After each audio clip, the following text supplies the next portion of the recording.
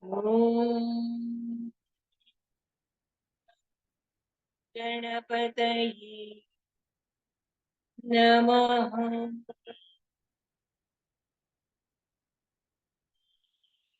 Om Saraswati Namaha.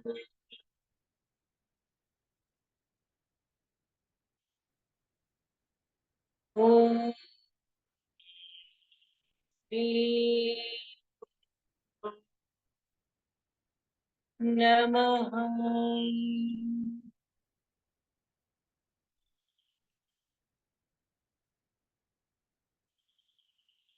Akhandamandalaka Vyaptam Yena Characharam Tatpadam Darshitam Yena Tasmai Shri Gurave Namaha.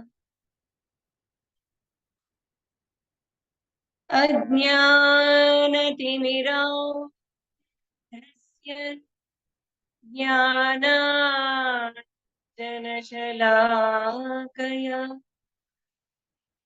Chakshurunmilitam Yena Tasmai Shri Gurave Namaha.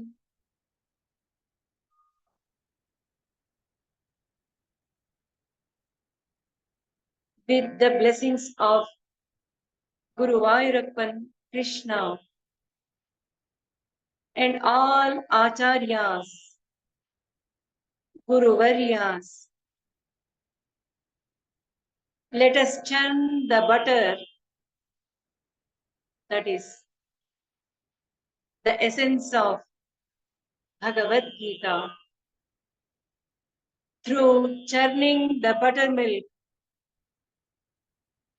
that is the focused mind with Shraddha, Bhakti, and Prema.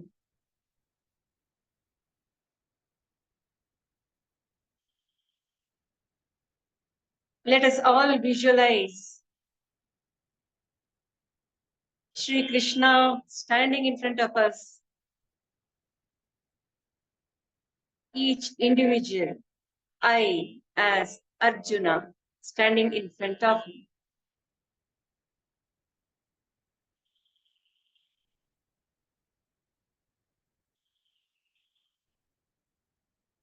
Together, let us recite Om Namo Bhagavate Vasudevaya. Om Namo Devyai Geetamritaye 3 times.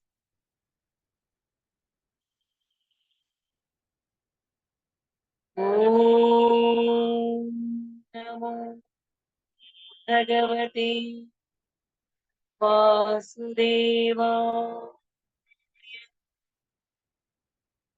Om Namo Devyai Geetamritaye.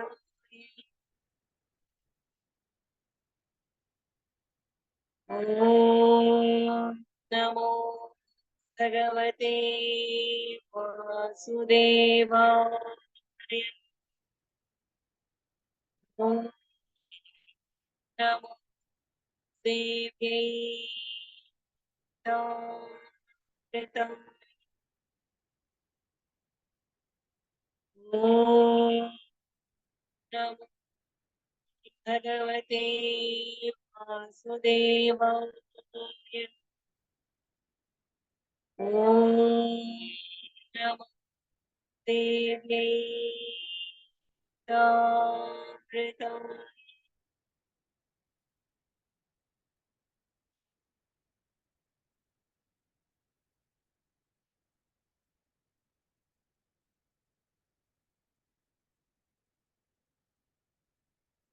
From the bottom of my heart, I thank the temple, Guruvayurappan temple in Brampton, for hosting this classes on Geetarjanam. And I sincerely thank each one of you who are ready to listen to the lectures on Geetarjanam, which is Bhagavad-Gita. Geetarjanam. Arjanam means gaining, acquiring, earning. So what are we earning? Gita, the knowledge of Gita, the essence of Gita. We are earning. We are acquiring. That means it is yoga of Gita. When we have got it as yoga, there should be kshema of that Gita in each one of us, isn't it? So for that kshema, how can we do it? We are earning, acquiring the essence of Bhagavad Gita. To retain it in us, the best thing is to immerse ourselves while learning into each word of Bhagavad Gita and the bhava of Bhagavad Gita, becoming one with it so that it will become part of us. When it becomes part of us, it is kshema. So yoga kshema of Bhagavad Gita will be there within us. For this sake, when I started contemplating on Geetarjanam, I felt Bhagavad Gita, instead of reciting it as shloka, 2 lines shloka, it would retain in us if we sing it slowly in the tune which is appropriate to the mood of the shloka, meaning of the shloka. So, by Krishna's grace, I was able to tune all the shlokas of Bhagavad Gita. Let us learn the singing of that meaning and philosophical interpretation, what we can understand and digest according to our own levels. So, all of us singing or reciting it with joy, involvement, focused mind is what is needed. So let us start with Dhyana Shloka. Dhyana Shloka means the shloka which is worthy of contemplating and meditating upon. That shloka which automatically makes us become meditative and repeat ourselves in that shloka, and which transports us towards the deity. That is Dhyana Shloka. And how did Dhyana Shloka come into existence? Great rishis, great sadhakas, the realized souls, with their deep study of the scriptures, contemplation, dhyana, tapas on that, they were able to visualize it so clearly that they were able to describe the vision what they had with words. So those words are the real experience of the rishis, which they have passed it on to us. So Dhyana Shloka, if we are able to get into Dhyana Shloka, half the job is done. We use Dhyana Shlokas to invoke the deities. For that, to invoke the deity within our mind, within our heart, we have to put our mind totally into it. Once we have already put into Dhyana Shloka and we are in that mood,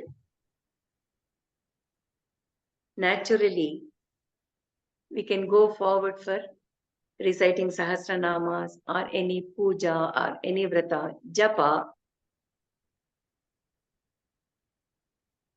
So we should not hasten the time we take for Dhyana Shloka.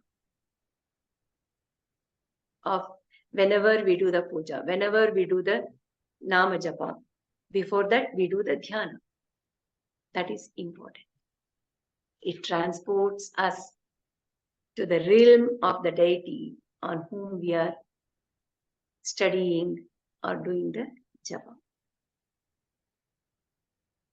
When we think of Dhyana Shlokas of Bhagvadgita, it is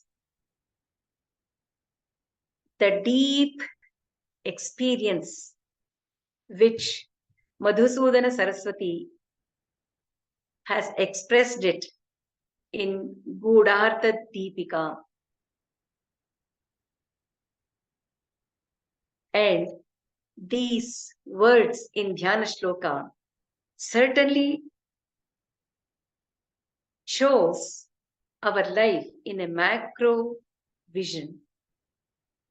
And it is also giving us the hint what Bhagavad Gita is in reality. So these Dhyana Shlokas are really important, and let us dip ourselves in Dhyana Shlokas today.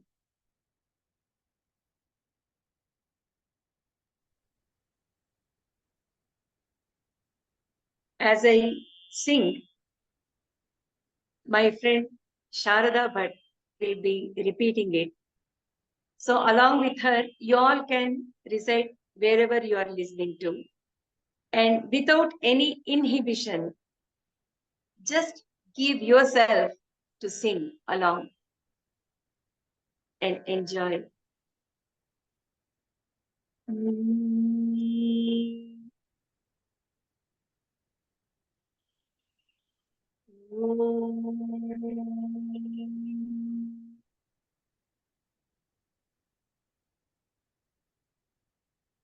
पार्थाय प्रतिबोधितां भगवता नारायणेन स्वयं पार्थाय प्रतिबोधितां भगवता नारायणेन स्वयं व्यासेन ग्रथितां पुराणमुनिना मध्ये महाभारतम् व्यासेन ग्रथितां पुराणमुनिना मध्ये महाभारतम्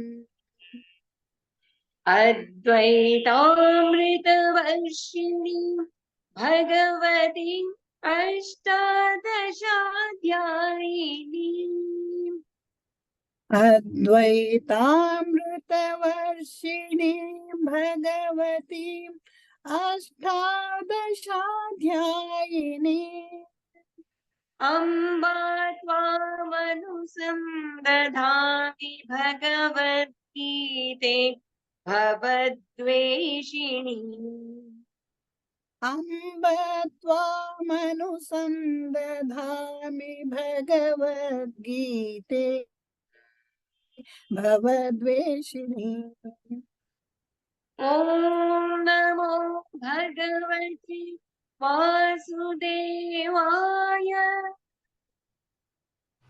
ॐ नमो भगवते वासुदेवाय ॐ नमो गीतामृताय ॐ नमो देवे गीतामृताय ॐ नमो नमः ॐ नमो नमः ॐ नमो नमः ॐ नमो नमः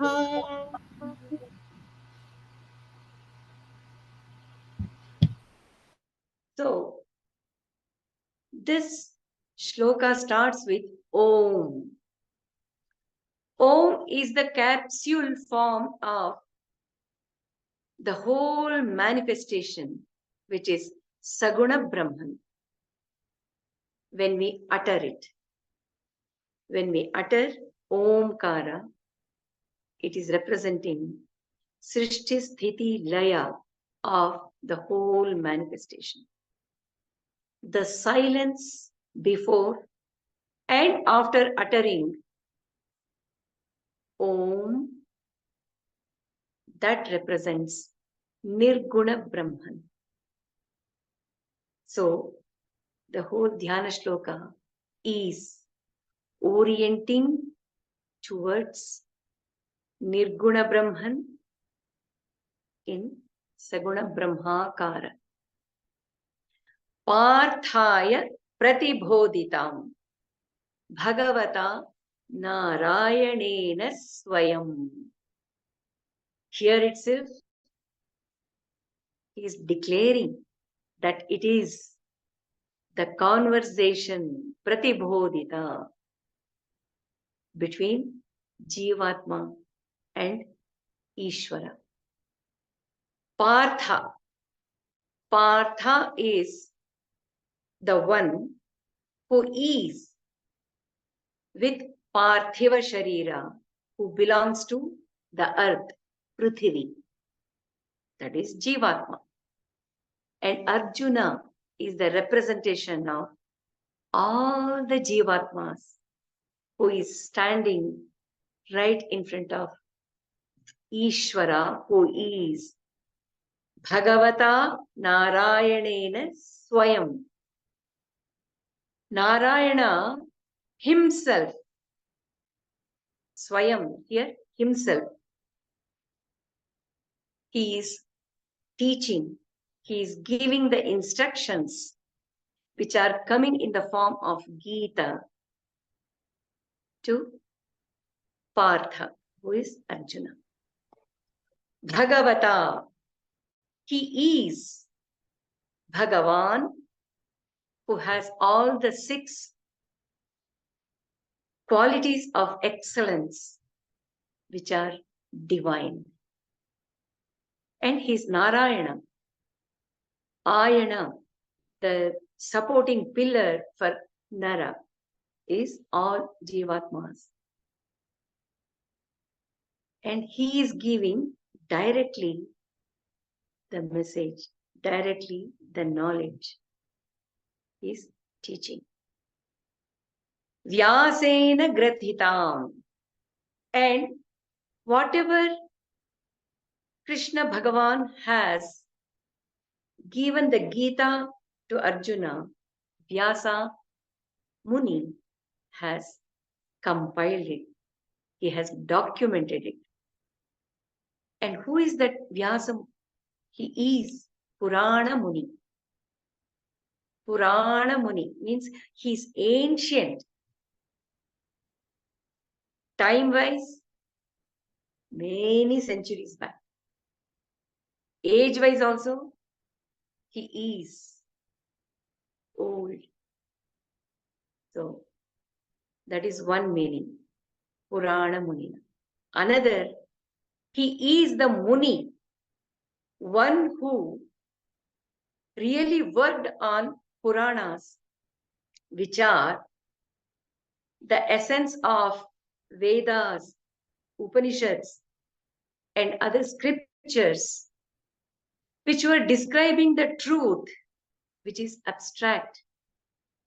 So he brought in all those abstract factors by personifying them as characters.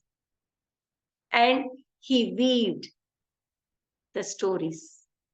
And all the stories tell us, give us the essence of Vedas and Upanishads, which commoners, ignorant people like all of us can understand and take it to heart.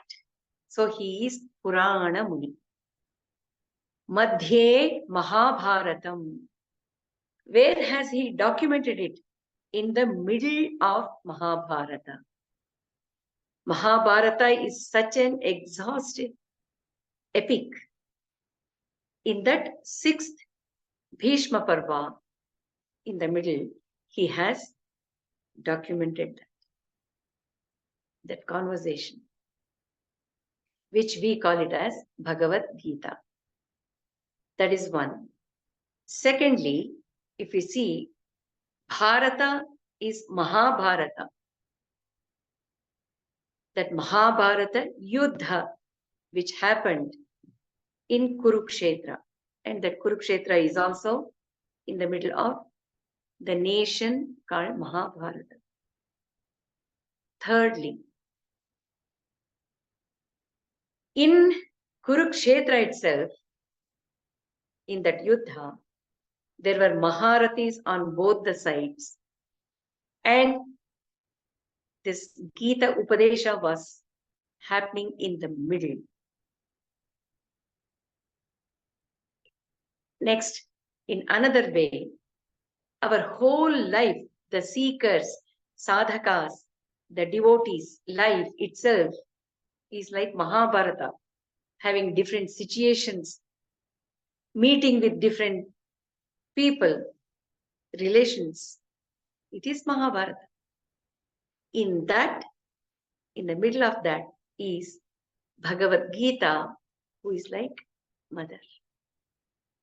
Madhye Mahabharatam. And what is that Bhagavad Gita? Who is she? Advaitamrita Varshini. She is showering the nectar of knowledge, which is non-dual, infinite truth. The eternal truth can be only one. In that eternal truth, everything else is inside. So that eternal truth, one, is the only thing which is. It is non-dual, eternal truth, which is infinite. Bhagavatim Ashtadhyayinim. See how beautifully she is given the status as Bhagavati, one who is divine. It is not a book. It is not mere words. They are not the exercise given for intellectual chewing. She is divine being, Bhagavati, with all that qualities of excellence, divine qualities in Bhagavati, Bhagavad Gita. And she is having 18 chapters in her. So, Bhagavati, Bhagavad-gita gives us the success when we surrender ourselves to that divine being.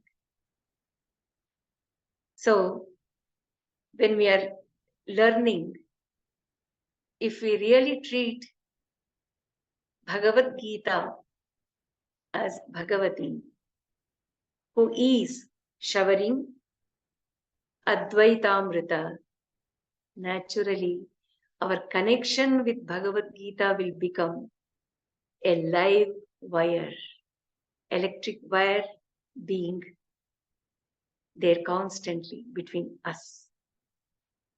That way we become one. Bhagavad Gita, who is Bhagavati. And then Amba. She's also mother. She's mother to us. Because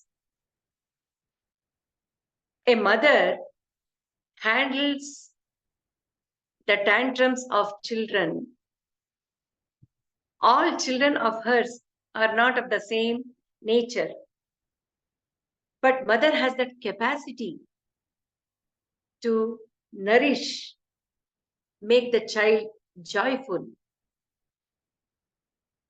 with her compassion and love towards the child. That quality this Bhagavad Gita has. Anyone can go to Bhagavad Gita and take that support, be it needed in the worldly life or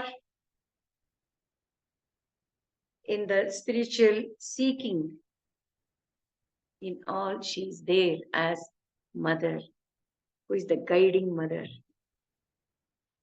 She offers us many strategies to lead life here as a samsarin, how I should behave.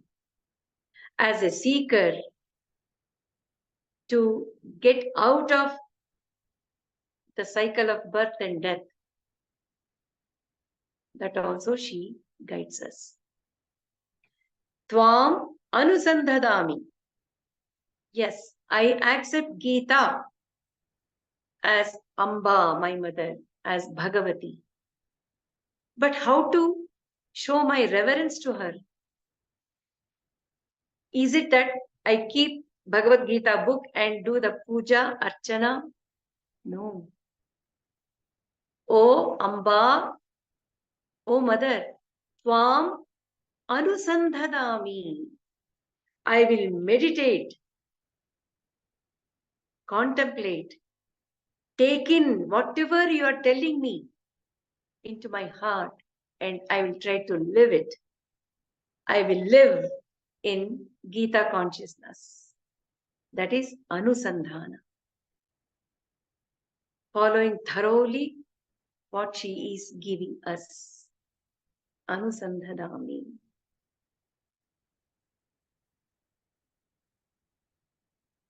This anusandhadami word tells us one should have the urge, discipline, to study with wholehearted desire, zeal.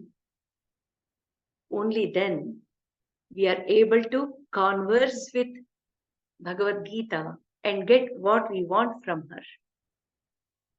Bhavadveshini. And more than anything, Bhavadveshini. She sees samsara as enemy. She doesn't want her children to be stuck in Bhavasagara, which is Samsara Sagara. She doesn't want it. So she's readily taking care of us to see that we come out of that Samsara Sagara, and thus she destroys that samsara. And The next shloka, Namostute and Vasudeva Sutam, and also Mukam Karoti Vachalam. Those three shlokas are very important ones. And thus I have taken them as Pushpanjali, and it will be in different raga. So we will take that at the end of all the Dhyana Shlokas. Now we are moving on to the third one.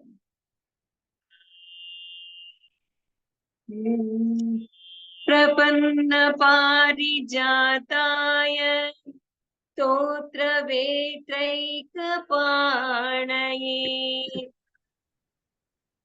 प्रपन्न पारिजाताय स्तोत्र वेत्रैकपाणये ज्ञानमुद्राय कृष्णाय गीतामृतदोहे नमः ज्ञानमुद्राय कृष्णाय गीतामृतदुहे नमः सर्वोपनिषदो दोग्धा गोपनन्दनः सर्वोपनिषदो गावो दोग्धा गोपालनन्दनः पार्थो वत्स सुधीर्भोक्ता दुग्धं गीतामृतं महत् पार्थो वत्स सुधीर्भोक्ता दुग्धं गीतामृतं महत् ॐ नमो भगवते वासुदेवाय ॐ नमो भगवते वासुदेवाय ॐ नमो देव्यै गीतामृतायै ॐ नमो देवे गीतामृताय ॐ नमो नमः ॐ नमो नमः ॐ नमो नमः ॐ नमो नमः प्रपन्न पारिजाताय Krishna is wish yielding tree, parijata, vriksha. Whoever surrenders to Krishna with their thoughts, words, and actions to take us to the higher realm or higher purpose, he certainly provides all the purusharthas, prapanna parijata. So, to a person who is in the spiritual pursuit, he gives the knowledge how to utilize all the things available in this physical world as instruments and proceed in that spiritual seeking. That way, we will be having all the four purusharthas, which we will be utilizing for the right purpose in this physical world. Prapanna parijadaya. So for that also, Bhagvadgita really helps us. And Krishna is holding Jnana Mudraya Krishnaya Geetamrita Duhe Namaha. Totra Vetraika Panaye. In one hand, he is holding a rod, a stick, a wand, or even the whip. In another hand, he is holding Dhyana Mudra. So, what can we understand with this? When we are visualizing him as Krishna, who is giving the Gitopadesha in the battlefield as charioteer, he is holding the whip because he is the Rathi, one who is taking Arjuna in his Ratha. So he is Sarathi to Arjuna. So for that he needs the whip to control the horses. Here the horses are the ones which are taking in the path in which Arjuna has to move. So it is actually physically happening in Kurukshetra warfield. At the same time, he is also holding Dhyana Mudra. Dhyana Mudra is this, in which this finger represents Jivatma and this represents Paramatma. When they are together, they are Paripurna. This Dhyana Mudra is showing the Paripurnata, the circle, where it is saying about the Jivatma and Paramatma Aikya. And these three are the three Shariras from which it is away. It is these three Shariras which are making us live, interact in this physical world. So that is one vision. If we take Totraika Panaye, Totra Vetraika Panaye as the stick which the cowherd boy Krishna used, that also has meaning. Because he used to take cattle for grazing to the pastures. There, the cattle represent the Jivatmas. And he used to herd them with that stick. So, what happens? Why that Dhyana Mudra is also needed through that stage of cowboy Krishna? He is the one who is leaving them free to roam around in the field to graze. And when it is time, he used to play the flute, Gita, and bring back all the cattle, all the cows back home. So that is what he's doing with us also in the physical world. We all go outward to graze in this vast world. All the five senses, which are like cattle, they go around. And also, it cuts the chew, which create likes and dislikes, likes and dislikes.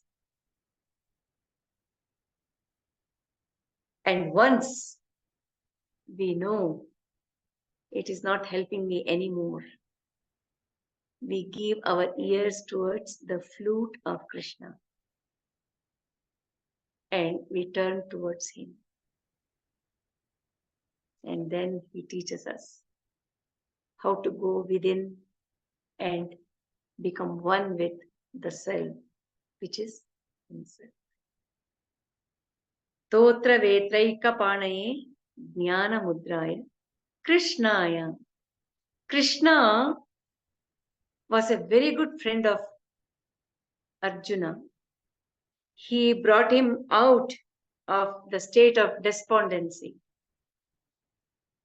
And also, he showed him different paths through Geetopadesha to come out of that sickly mind and to become Vijayi. How did he do it?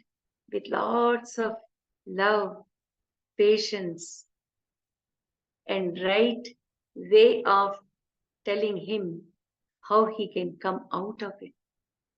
That is Krishna. He attracted the mind of Arjuna towards him, and then he started polishing him, and then he gave so many different paths. He didn't insist you have to follow this path only. He didn't do that. He just showed there are so many paths, Arjuna. You select the right one and do what is needed, isn't it? So it is so friendly way of giving the Upadesha, which Krishna did. So, Krishnaya Geetamrita Duhe Namaha. One who milks the immortal nectar of Bhagavad-Gita is that Krishna. And I bow down to him. Sarvopanishado Gavo Dogdha Gopalanandana. Upanishads are like the cows. Here, this shloka makes us really understand Krishna did not come up with his own or new philosophy. What did he do? He milked the cow, which is Upanishad. What can we understand? How can we believe it? What is Upanishad? Let us see first. Vedas have given the knowledge in the form of compiled formulae, which is very hard to understand. So the great sages and the rishis, they all contemplated, meditated upon, studied those formulae one by one, and they were able to decipher and explain, go more deeper, and they extracted the essence of Vedas and created Upanishads. So, those Upanishads are like cow, which gives such nutritious knowledge, like food. Sarvopanishado Gavu. What did the sages did to take the essence of Vedas? Krishna Dogdha Gopalanandanaha.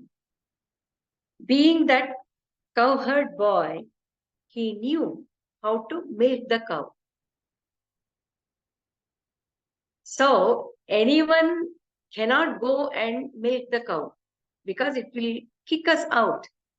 We should know the skill. We should know that art of milking. We should have a good connection, rapport with cow. Only then we can milk. We can get the milk. Otherwise, it will just kick us. So in the same way, Krishna, as a cowboy, he is milking the milk of cow called Upanishads. And that milk is Bhagavad-Gita. How beautifully in Dhyana Shloka itself, He is creating oneness with Krishna, Arjuna, and what we are going to study in Bhagavad-Gita. Sarvopanishado Gavo. Upanishads, all Upanishads are like cows. Dogdha, it was milked by Gopala Nandanaha, the cowherd boy, who is the son of Nanda Gopa. Partho Vatsa, and it is Arjuna who is that calf standing right in front of that milker with Upanishads as cow. If we see, the cows will give milk only when they have calf in front of them, because it is the love for calf which makes the cow to bring out the milk, shed the milk. So for Krishna to bring out that milk, he had to have Vatsa, that is Arjuna, who was standing there. Sudhir Bhokta Dugdham Geetamritam Mahat. Yes, Arjuna is there in front as Vatsa, the cow, and it will get the milk. But it is only for limited time and limited quantity, isn't it? The milk which the calf gets is really for some amount of time and also some amount of milk. Then who is the real drinker of this milk? Who is drinking it? It is Sudhir Bhokta Sudhi, one who has the good intelligence. Good intelligence means one who wants that milk, one who wants to drink it, one who wants to digest it, one who wants to get the nutrition from that milk, which is Bhagavad-Gita. And what do they do? Geetamritam Mahat. Those Sudhi who drink that milk, the intelligent bhaktas, the intelligent seekers, drink it, which is like Amrita. They drink that Geetamrita, which is Mahat, which is of great quality, which is pure intelligence which can take it. So it is not studying with intelligence. There is a difference. Studying something with intelligence, it will make us stop at that. If we are with a pure intelligence and I want to have the essence of Bhagavad Gita, then the way I take it in itself will be different. So, Sudhir Bhukta. Dhi is Buddhi. Su is that which is pure, that which is good, with good intelligence.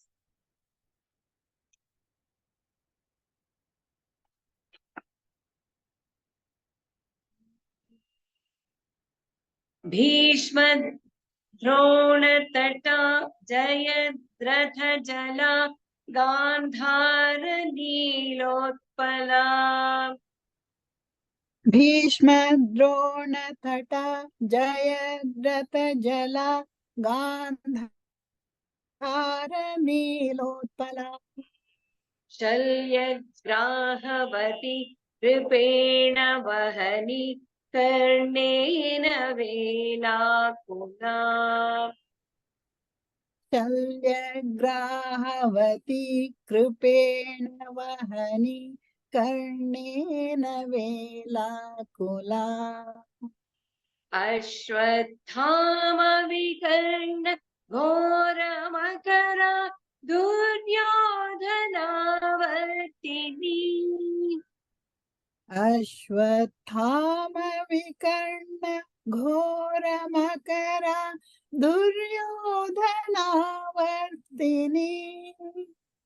सोत्तीर्णा खलु पाण्डवै रणनदी कैवर्तक केशवः सोत्तीर्णा खलु पाण्डवैरणनदी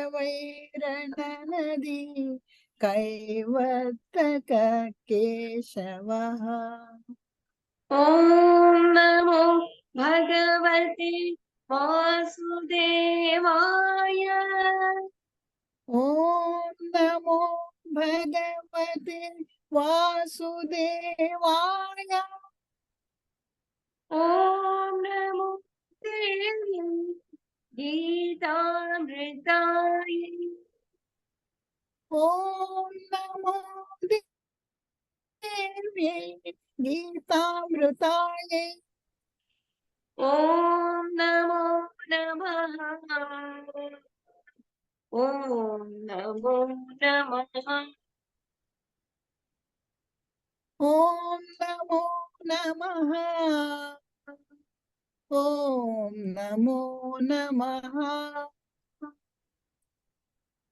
In this verse, he is giving the clear picture of the proceedings and the characteristics of the great heroes who were showing different kinds of behaviors in Mahabharata as whole epic. And also, when we understand this shloka, it also says in a macro way what our life is, resembling Mahabharata. Let me tell you, life is nothing but like a dream. In dream, suppose I am the dreamer, I get a dream in which the robbers, the looters, the murderers, bad characters are coming and attacking me. And in my dream, I am the victim and they're all there trying to harm me. And they all succeed in their harmful actions. But somehow I will never be able to move around my hand and legs or run or get away from them. And I become so helpless. All of us would have gone through this experience, and with so much of fear, we would wake up with a jerk, isn't it? That happens in dream. The opponents will be succeeding very fast. For us, it is so difficult even to move. In dream, it happens. Same thing happens in life also. So many situations, so many relations we go through, which are creating trouble and fear in us. But we become cornered and we become helpless. It is all the situations created by the Maya or the Arishad Varga, which is not in our hands, but we are already the victims of those things which are playing on us by creating the situations, by creating the relations. We go through it. And that is what happened in Mahabharata war as well. That he is bringing out in this shloka. Bhishma, Drona, Tatha. Bhishma and Drona are like the two banks, two sides of Rananadi. Rananadi is the river of war. The war is going on, moving, flowing continuously like the river.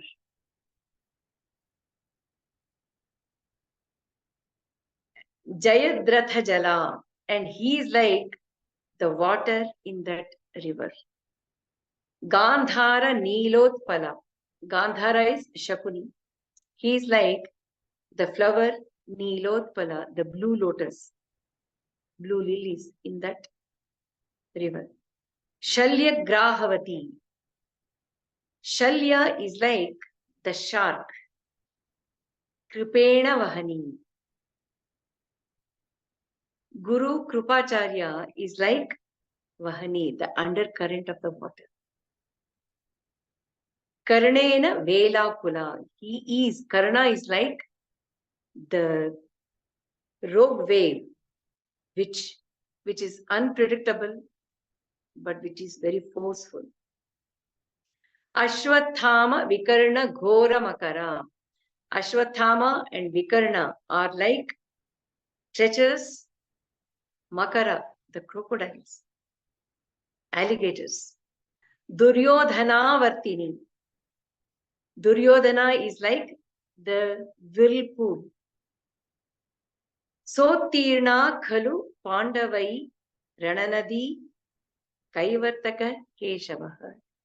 Because the Kaivartaka, the boatsman was Keshava, that is Krishna, because of which Pandava, all the 5 Pandavas were able to cross that Rananadi safely. And I think in the next class, I will explain this. And it might take some time for us to adjust to one another, the way the classes will go. So with patience, let us start off and enjoy the journey of Bhagavad-Gita.